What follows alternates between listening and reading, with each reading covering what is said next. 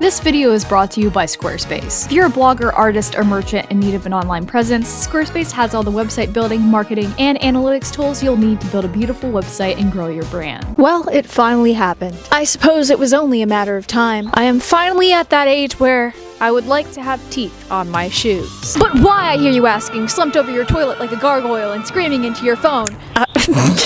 What? It all started when I asked you guys to send me images for this video, and I got a lot of cool ones, but some began to follow with specific themes, and I don't know, maybe it's because I've teased making things like this in the past. But I became particularly captivated by this specific pair of boots, and while I have definitely seen things like this before, I had forgotten that I wanted to do a project like this until this week, and they just managed to ensnare my tender little maker heart. So then I made haste to the thrift store and purchased some impulse boots, and now we are suddenly doing this project. But before we get into this week's sharp and horrifying impulse project, allow me to share a little bit about this video's welcoming and friend-shaped sponsor, Squarespace. Squarespace offers dozens of professional and customizable website and portfolio templates that are not dangerous and instead very welcoming and give your website all of the visual pizzazz it needs. Squarespace gives you endless control over text, colors, and various website pages, which when you think about it is a bit like decorating your living room to be cozy and aesthetically pleasing. Only much easier because Squarespace has tools like automatic image scaling, which allows you to set up portfolio galleries in mere seconds by beautifully arranging pieces as soon as they're uploaded. If you need help further inviting audiences to view your website in a friendly, non-threatening way, Squarespace has lots of ways to connect you to your audience, like branded newsletters and email campaigns, so folks can stay up to date on new merchandise drops and brand projects and where your son is going to college. There's also members-only areas, so you can metaphorically invite clientele in for an exclusive, paid-only cup of tea, best served with the side of other enticing members-only content. Finally, if you have wares to sell, Squarespace even allows you to integrate your various social media platforms with your Squarespace store through social selling, which allows you to market your store on Instagram and Facebook through stories, posts, and shops on your page. So if you want to create a beautiful, inviting website for your brand and market it much like a neighborhood barbecue, head to squarespace.com for a free trial, and when you're ready to launch, head to squarespace.com/pricklyalpaca to save 10% off your first purchase of a website or domain. Thank you so much to Squarespace for sponsoring whatever this project is. Now let's get started. Hello and welcome. So this is going to be a little bit of a lighter project this week, so I don't have like a ton of excess time. I'm pulling double duty a little bit, and it gives me an opportunity to this week do something a little bit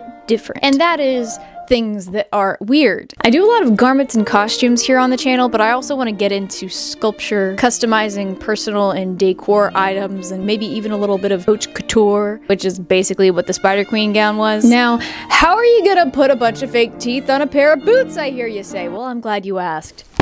Welcome to the boot factory. Not the one where we make the boots, but the one where we put teeth on them. The basic plan here is to cover the front of these in some masking tape so that I can like figure out exactly where I want the mouth to be, and also so that the material on here doesn't get messed up. Take some scrap Warbla and then sculpt like a little mouth and teeth on top of that, and then glue that on with some barge cement because it is meant for shoemaking, and then paint it up. Bob's your uncle, you've got some very silly shoes. Now I could use some kind of clay, but the reason I'm opting for Warbla is that it is a plastic, and I do intend to wear these around. I don't want little teeth falling off all over the place, or, you know, the front of my sculpts getting messed up whenever I kick my enemies, so I figure that Warbla is a product that is fairly cure-proof, which is important for this. Also, because I'm extra, I would also like to paint an eyeball on the back heel of these, just to like complete the look. And if this whole aesthetic rings any bells, that's probably for a reason. This is basically a companion piece to this outfit, which everyone was really excited about. And don't worry, will get made. I just need to get past the holiday season and also figure out what I'm doing with that and how to make it. But that project is incoming, and when it does, I need some very spooky boots to go with it, don't you think? So let us go forth and begin sculpting teeth on these shoes. Do you think that's a good idea? I think she said yes. Hi there, and welcome to Crafting Corner. Today I'm just gonna learn you how to sculpt some little teeth onto a pair of boots. And I don't know if this accent is sounding like Bob Ross or Joel Miller, but let's get started. Okay, so what I'm thinking is probably something like this, maybe only going up to like about here with the teeth. This doesn't have like a super chunky heel, it's pretty minimal, so I just want it to be like along the bottom here, and that's it. This probably would have worked better with like a pair of docks, but I got these at the thrift store and I'm not gonna spend that much money on a pair of docks to then do something ridiculous like this to them. For the record, I am a little sad that I'm doing this to this pair of boots because they are honestly super cute and I've been wanting boots like this for a while, but the show must go on. And also, I love a good statement piece. I actually don't think this is going to super affect how often I wear them. It's gonna be a little bit weird to get these even, but I guess the look we're going for is sisters, not twins.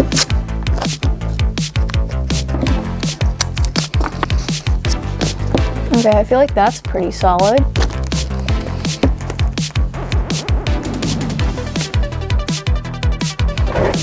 Hello. So the inspiration that I'm going for here is going to be largely canine. I want to stick pretty closely to my original inspiration, but also put my own twist on things because I don't want to copy this person or anything, which is the other reason for going for more like doggo teeth instead of monster teeth. I still want to have a little bit of a monstrous look to go with the overall outfit, but I also really like the way canine teeth look, so I think that'll be a good direction for this. I have created a Pinterest board called Teeth Boots to give me lots of inspiration and references to work from, so I am basically going to start sculpting a bunch of little dog teeth out of Worbla. And if the situation calls for it, I also have some foam clay to maybe go in between and add some gums because I definitely want there to be, you know, like a mouth, not just teeth. I want it to look, you know, appropriately grotesque. I am far too excited for this. I'm going to begin by covering these babies in Worbla.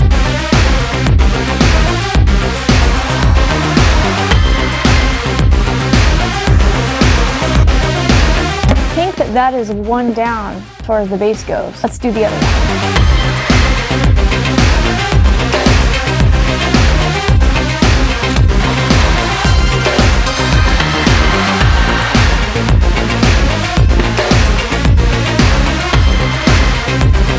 Since I did this project, which was something I made for a friend of mine, I've been really interested in Worbla as like a sculpting medium because it sculpts actually really well. It's a little bit rough whenever it actually sets, but since it's plastic, it's so versatile. You can use it for something like this and it'll probably hold up as long as it stays stuck to the shoes. So I am definitely excited for the possibilities. So we have a pretty good base going so far. I'm actually surprised that it's like kind of sticking on there. It's popping up a little bit, but this should be more than enough for me to work on top of it. So now, let's sculpt some teeth. So fun fact, I'm recording this voiceover in my brother's car in Pittsburgh, Pennsylvania, which is the city I was born in, but not the city I live in now. I'm just visiting family. And it's like 10 a.m., but I stayed up till 5 a.m. last night debating whether or not to add a Last of Us review to this video. So if any of this borders on incoherent, please forgive me. So to sculpt each of these teeth, I started out with the top and bottom canines to establish the size, and then used those as reference to sculpt the incisors and the premolars. The sculpting was mostly done by folding a square piece in fourths and rolling the tip until sharp to make a tooth shape. I then sculpted the canines and incisors onto the actual shoe so I could see where I was going, and it was looking pretty good. So I basically just kept sculpting and assembling teeth using actual reference along the way, and alternating top and bottom until the whole jaw was filled.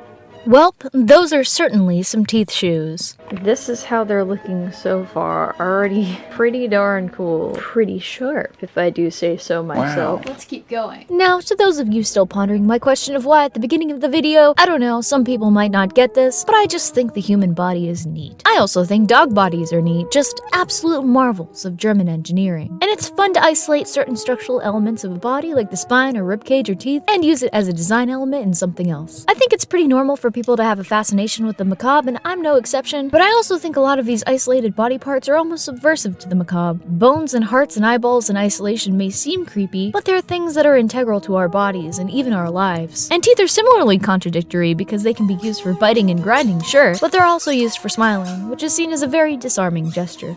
These are mostly just shower thoughts while I sculpt to fill time, but I hope this at least makes this project seem less weird, even though there's probably no way around that. Anyways, now that that was done, I took a bit of foam clay and sculpted little bits of it around the top of the tooth line and between the teeth to simulate gums. And I also blended that up the toe to get a smooth transition onto the shoe. Okay, but, like, these are turning out way better than I thought they would. Basic sculpting is done, so I will see all you tomorrow for paint. Tiger, please stop. Please. Thank you. Hello there, it is now the next day, and I'm looking fairly disheveled, but that is because it's painting day. So my foam clay and everything dried really well last night, and because I laid down that masking tape first, I was able to just literally peel everything off of the shoes, so now I don't have to mask anything off. I can just paint the sculpt itself, which is really cool. That saves me some time. And I'm going to do that with a variety of paint here. I'm thinking I'm gonna go for more of like a gum color as the base. That way I don't have to try to get like a nice saturated pink on top of white. I think that might be a little harder, but we'll see. And for that, I just have a red and then an unkempt dog tooth color. Let's do that.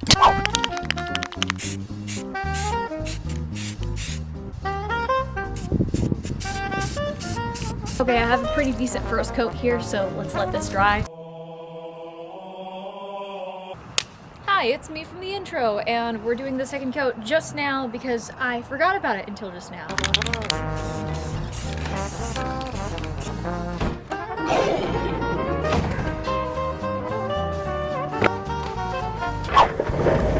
Hello. Hello. It is late, but I'm going to get started on doing some of the detail painting for these. I hope that my strategy with the base coat was the right move because they are looking very red, but I think that white will be able to cover this well enough if I do a couple layers. So I'm brain dead. I don't really have anything more significant to say, so let's just paint some teeth. Let's do it. So the strategy for this isn't incredibly deep, but do you know what is deep? Okay, fine, later. I did do a few sort of smart things to make these look as cool as I could. First of all, the red base did work to my advantage because I used it to make the gums look more saturated in some places, especially near the bases of the teeth. I used a true pink as the fleshy mid-tone color, and basically used that to highlight all the areas that weren't around the bases of the teeth. Then I highlighted with a lighter pink in some areas, especially around the front teeth and the canines. Then I went in and added deeper shadows with a dark wash. I carried that dark wash over inside the mouth itself, as well as onto the teeth, and painted the inside of the mouth a dark crimson, and used a wash of that on all the roots of the teeth and between the teeth to give everything some depth. I also added in more of a saturated red tone at the base of the gums here and there to make them look a bit raw. I then painted all of the individual teeth with a pale pink and a pale yellow color with more of an ochre tone at the roots to make them look a little bit more stained. And then I finished them off with some highlights here and there. And speaking of highlights, you know, it's really getting harder to do these segues organically. It's time for the highlight of my week, which is today's unsolicited review of The Last of Us Episode 4. Spoilers for The Last of Us TV show and game. Ellie has the joke book and a gun! This is literally a Chekhov's gun. A lot of people felt this episode was a little weak, but I loved it. I felt these characters needed a lot more screen time to bond and, you know, actually get to the emotional core of the story. At this point in the story, I think it's really important to establish that bond between Ellie and Joel because it's already episode 4, nearly halfway through the season, and we really haven't spent that much time with them. That's okay because most of the characters we meet are basically foils for Joel and Ellie and inform their relationship in some way, but it was really nice to finally see a lot of their dynamic and interactions. I think a lot of these moments landed. We're starting to see Joel really take on his protector role, and his natural dad instincts really kick in when Ellie's in danger. I really liked seeing this softer side of Joel when he apologizes to Ellie and teaches her how to correctly hold the gun, and of course this is the cutest thing. The stupid idiot knucklehead smile I had across my entire face whenever they laughed at the diarrhea in your jeans joke is just, it is silly how much I love them. It really is. Listen, Joel is a dad. This isn't out of character at all. When you have Spawn, your sense of humor gets at least 85% worse. I don't know what my excuse is. Joel's dad energy is so deeply ingrained in him that Henry can tell he's a dad without him even saying anything. This is the most daddy dad I have ever seen. Of course he appreciates a good dad joke. But you have to know Sarah did things like this at some point. Ellie gets him to finally let his guard down with a moment of levity, and he actually decides to sleep, and as a consequence, they now have guns pointed at them. If only he had that clicker hearing. What didn't land so much this episode was the rebels, and specifically the character Kathleen. I think a lot of people felt this was a weaker part of the episode. I'll be honest, I was really not feeling Kathleen in this first appearance. I thought that this speech in particular felt really flat, like no offense to the actress, it took me out of it a little bit. I didn't really understand, you know, why her. Then I listened to the companion podcast, and Neil and Craig were basically like, yeah, we want you to wonder, that is the point. So I went into episode 5 kind of optimistic. I was like, okay, I trust you guys, I'm gonna see where you go with this character. And having seen episode 5, I get it. I like Kathleen as a character. I like her as a character, but I really hate her. Like, she's the worst. Which is why I think it is an effective piece of character writing. If you can get me to passionately hate someone, you've done a good job of crafting a character. And guys, episode 5 is truly a sight that I cannot get out of my head. I have written a 4-page script for it that needs to be cut down, which is why I'm not talking about it this week. So later. And speaking of images I can't get out of my head, let's get back to this project. So now it was time to paint an eyeball on the back of these shoes because I just really felt that would bring this whole look together. And also, eyeballs are kind of an iconic motif for my art style. I'll see myself out. So I sort of just drew an almond shape, then added a few layers of a pink base, and painted some dainty eyelashes on, complete with some buttery painting footage for you all. I finished them up by painting on some red eyeballs, some bloodshot veins, and my favorite part, the reflections.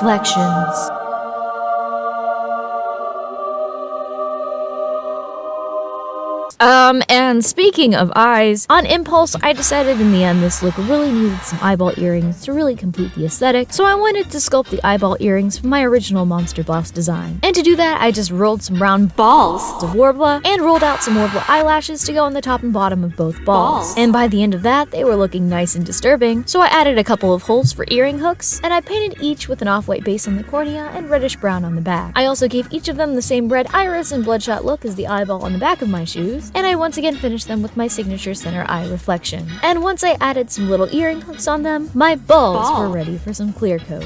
And I will see you tomorrow morning for some glue and a glossy acrylic clear coat to make these look all nasty and realistic. What have I done? Now, the clear coat.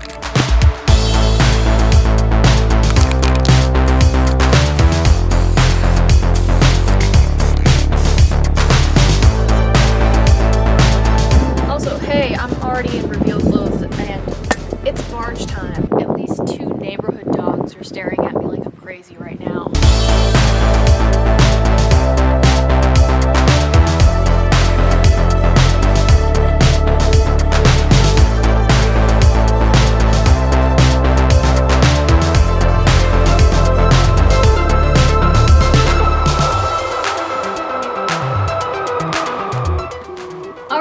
We have teeth shoes, so now it's reveal time.